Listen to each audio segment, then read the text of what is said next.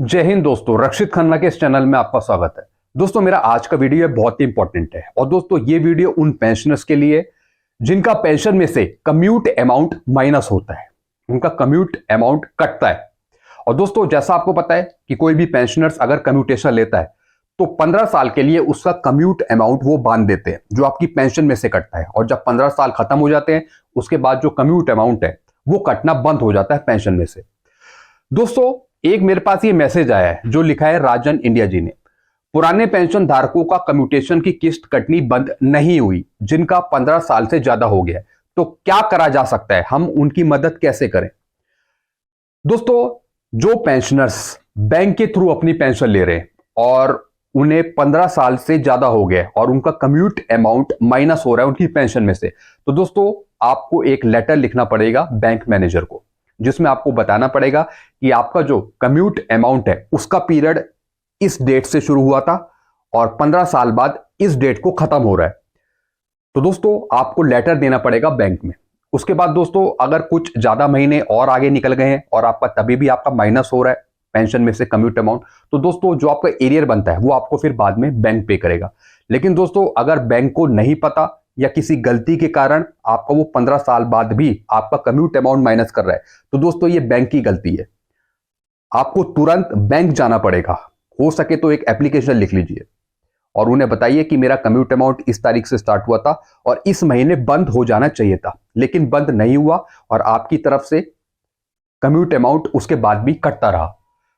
तो दोस्तों इसका आपका एरियर भी बनेगा, जितने भी महीने का बने।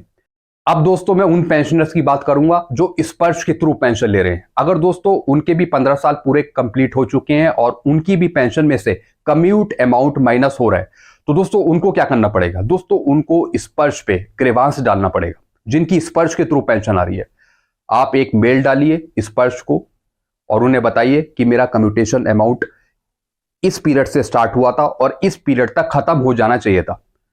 चूंकि आपने इस तारीख तक बंद नहीं किया, उसके आगे भी आप काटते रहे पेंशन में से, तो आप इसे काटना बंद करें और जो भी इसका एरियर बनता है वो पे करिए।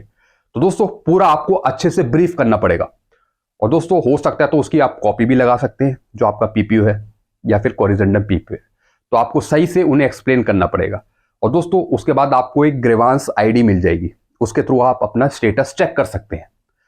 मैं उनकी बात कर रहा हूं जो स्पर्श के थ्रू पेंशन ले रहे हैं।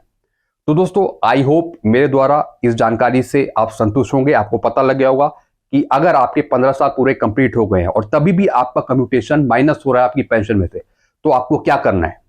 अगर आप बैंक के थ्रू पेंशन ले रहे हैं तो आपको बैंक में एप्लीकेशन देनी पड़ेगी। अगर आप स्पर्श के थ्रू पेंशन ले रहे हैं तो दोस्तों आपको फिर ग्रीवांस डालना पड़ेगा, उन्हें बताना पड़ेगा। दोस्तों एक मैसेज मैंने आपको यह समझाया, एक और दोस्तों मैसेज है वो मैं आपको समझाता हूं। सर मैं पटना का रहने वाला हूं, 2016 में आया हूं पेंशन, नायब सूबेदार रैंक है मेरा, 25,050 पेंशन है अभी मेरी। मेरा कोरिजेंडम पीपीओ इशू हो गया है लेकिन बेसिक पेंशन नहीं बढ़ी, क्यों। दोस्तों एक और चीज मैं आपको समझाना चाहूंगा, जिनकी ओआरओपी 2 में पेंशन नहीं बढ़ी उनका भी कोरिजेंडम पीपीओ इशू हो रहा है, लेकिन कोरिजेंडम पीपीओ में उनकी कोई पेंशन मौजूद नहीं है ओआरओपी 2 की, क्योंकि उन्हें कोई फायदा नहीं मिला। तो दोस्तों एक बात आप समझ लीजिए, अगर आपकी पेंशन रिवाइज नहीं हुई ओआरओपी 2 में, यानी अगर आपकी कोई बढ़ोतरी नहीं हुई, चाहे आप सूबेदार हो, चाहे आप सूबेदार मेजर हो, चाहे आप ऑनरी लेफ्टिनेंट हो, ऑनरी कैप्टन हो, यहां तक कि अगर आप नायब सूबेदार भी हैं, अगर आपकी कोई बढ़ोतरी नहीं हुई ओआरओपी 2 में, तब भी आपका कोरिजेंडम पीपीओ इशू हो रहा है। जैसा कि आप पीछे मैसेज देख रहे हैं, ये भी नायब सूबेदार थे दोस्तों, और दोस्तों इनका भी कोरिजेंडम पीपीओ इशू हुआ है, लेकिन कोरिजेंडम पीपीओ में इनकी कोई बेसिक पेंशन नहीं बढ़ी हुई दिखाई है, यानी ओआरओपी 2 की इनकी बेसिक पेंशन उस कोरिजेंडम पीपीओ में मौजूद नहीं है, क्योंकि दोस्तों इन्हें फायदा मिला ही नहीं है। कोरिजेंडम पीपीओ में अगर नई बेसिक मौजूद है इसका मतलब है कि आपकी पेंशन रिवाइज हुई है, चाहे वो सिपाही हो, चाहे वो हवलदार हो, चाहे वो नायक हो। कोरिजेंडम पीपीओ जिनका भी बना है उनकी नई बेसिक पेंशन मौजूद है, यानी उनकी रिवाइज हुई है ओआरओपी 2 में। लेकिन जिनकी ओआरओपी 2 में रिवाइज नहीं हुई दोस्तों, उनका भी कोरिजेंडम पीपीओ बन रहा है, लेकिन उनकी बेसिक पेंशन में कोई बढ़ोतरी नहीं है। दोस्तों अब मैं बताता हूं, ये नायब सूबेदार थे और दोस्तों ये आए 2016 में।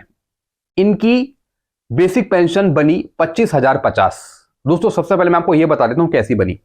दोस्तों इनकी बेसिक पेंशन है 25,050। इसका आप डबल कर देंगे तो आता है 50,100, इसका आधा कर देंगे तो आता है 25,050। दोस्तों ये इनकी पेंशन है। ओआरओपी 2 में कितनी है इनकी? 24,825। तो दोस्तों ओआरओपी 2 में इन्हें कोई बेनिफिट नहीं मिला, इसलिए ये 25,050 ही लेते रहेंगे हमेशा के लिए, क्योंकि इन्हें ओआरओपी 2 में बेनिफिट नहीं मिला। ओआरओपी 2 में इनकी कम हो रही है, तो दोस्तों इन्हें कम तो देंगे नहीं, इसलिए इन्हें यही मिलती रहेगी। और इनका कॉरिजेंडम पीपीओ इशू हो चुका है, लेकिन उसमें बढ़ी हुई पेंशन नहीं है। वो इसलिए क्योंकि इनकी कोई रिवाइज नहीं हुई पेंशन, इनकी ऑलरेडी 25,050 है। इसलिए दोस्तों इनके कॉरिजेंडम पीपीओ में भी नई बेसिक पेंशन मौजूद नहीं होगी, ओआरओपी 2 की बेसिक पेंशन मौजूद नहीं होगी, क्योंकि दोस्तों जो ये ले रहे हैं उससे कम है यहां पे ओआरओपी 2 में। इसलिए दोस्तों मैंने आपको एक इंपॉर्टेंट इंफॉर्मेशन दी है कि जिनकी भी पेंशन रिवाइज नहीं हुई है ओआरओपी 2 में, उनका भी कॉरिजेंडम पीपीओ इशू हो रहा है, लेकिन कॉरिजेंडम पीपीओ में आपकी नई बेसिक पेंशन मौजूद नहीं होगी अगर आप पहले वाली बेसिक पेंशन से कम पेंशन ले रहे हैं ओआरओपी 2 में।